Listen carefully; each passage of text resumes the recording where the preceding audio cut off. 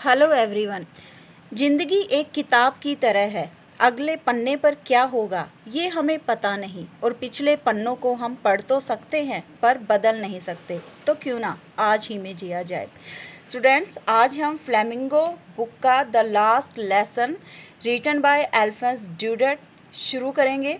इस लेसन के बारे में थोड़ा मैं आपको बता देती हूँ क्या है। Alphonse Daudet was a French novelist. वो एक फ्रांसीसी लेखक थे और उन्होंने अपना पहला उपन्यास नोवेल जब वो केवल 14 ईयर्स के थे तब उन्होंने लिखा था, और वो पूरी तरह से एक पैट्रियोटिक देशभक्त थे। अल्फोंस ड्यूडेट जो थे 1870-71 में पर्शिया के खिलाफ युद्ध में फ्रांस हार गया था, और तब अल्फोंस ड्यूडेट को काफ़ी पीड़ा पहुंची थी, और तब उन्होंने ये लेसन द लास्ट लेसन जो है ये लिखा था। और क्या हुआ था, जब फ्रांस हार गया था तो फ्रांस के दो ज़िले एल्सेस और लोरेन पर्शिया के कब्जे में आ गए थे, और वहाँ पर जर्मनी भाषा लोगों पर थोप दी गई थी, और उन्हें कहा गया था कि फ्रांसीसी लैंग्वेज जो है वो नहीं पढ़ाई जाएगी।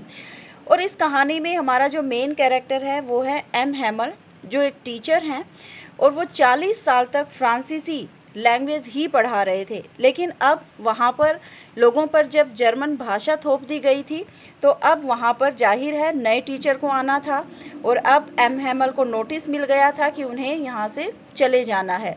तो उन पर जो असर हुआ था, उनकी फीलिंग्स को, जो भावनाओं को ठेस पहुंची थी, वो इस लेसन में बताई गई है। और इसीलिए इस लेसन का नाम द लास्ट लेसन है, क्योंकि एक लास्ट लेसन एम हैमल जाने से पहले देकर गए थे। आसपास गांव के जो लोग थे वो भी उस क्लास में आए थे, उनके स्टूडेंट्स भी आए थे, तो इसीलिए इस लेसन का नाम रखा गया है द लास्ट लेसन। तो हम अपना जो लेसन है वो शुरू करते हैं। I started for school very late that morning and was in great dread of a scolding, especially because M. Hamel had said that he would question us on participles, and I did not know the first word about them. I यहाँ पर जो है हमारा narrator है, वर्णनकर्ता जो ये कहानी सुना रहा है। I स्टूडेंट है। started for school very late that morning, उस सुबह मैं स्कूल के लिए बहुत देरी से घर से चला था।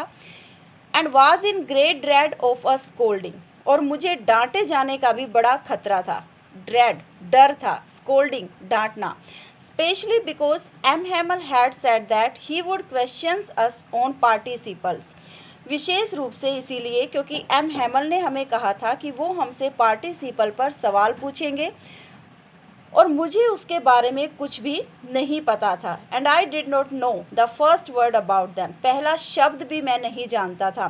पार्टिसिपल्स ग्रामर का एक टॉपिक होता है, जीरन पार्टिसिपल 9th में आता है, आपको ध्यान हो तो यहाँ पे जो आई है स्टूडेंट है, वो कहता है कि मैं उस सुबह स्कूल जाने के लिए बहुत देरी से चला था, लेकिन मुझे डर भी था। क्यों? क्योंकि हमारा जो टीचर है एम हैमल, उसने कहा था वो हमसे पार्टिसिपल पर कुछ सवाल पूछेंगे, लेकिन मुझे तो पार्टिसिपल के बारे में कुछ भी नहीं पता था।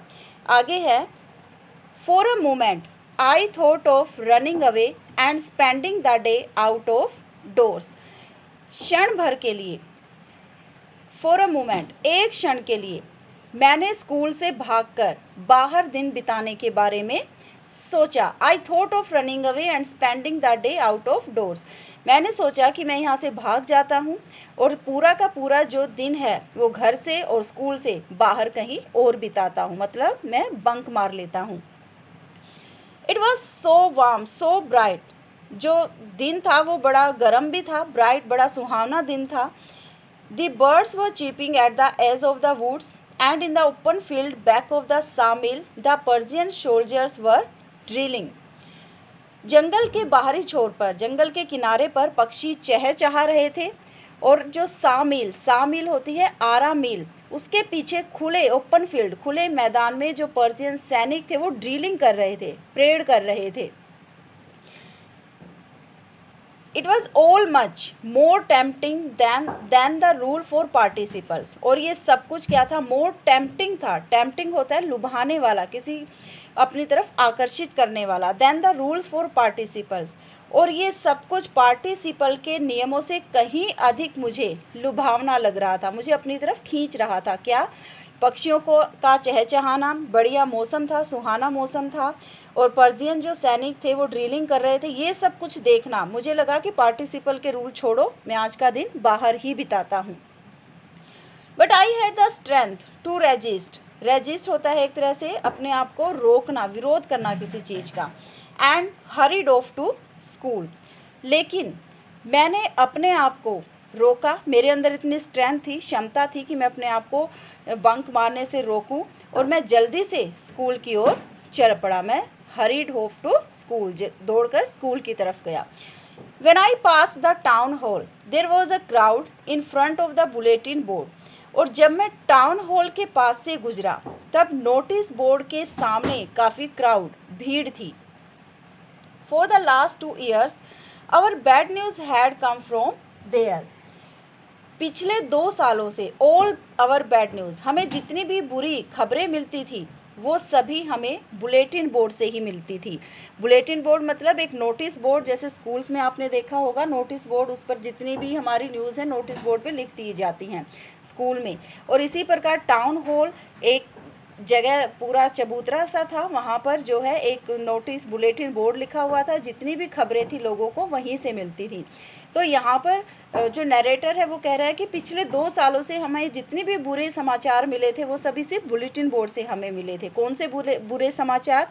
The lost battles, the draft, the orders of the commanding officer, and I thought to myself without stopping. वो सारे बुरे जैसे न्यूज़ बताई इसने। युद्ध में पराजय, किसी युद्ध में हम हार गए।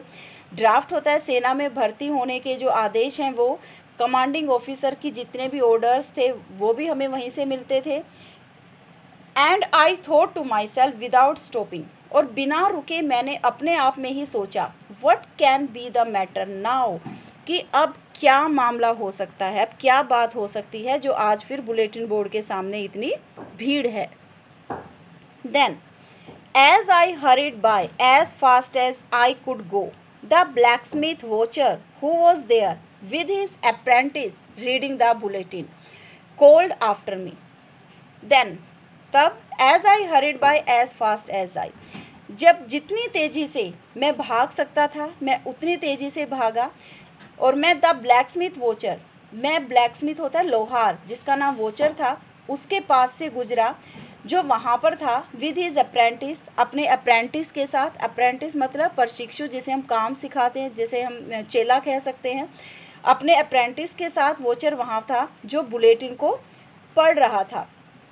कॉल्ड आफ्टर मी, उसने मुझे पीछे से बुलाया।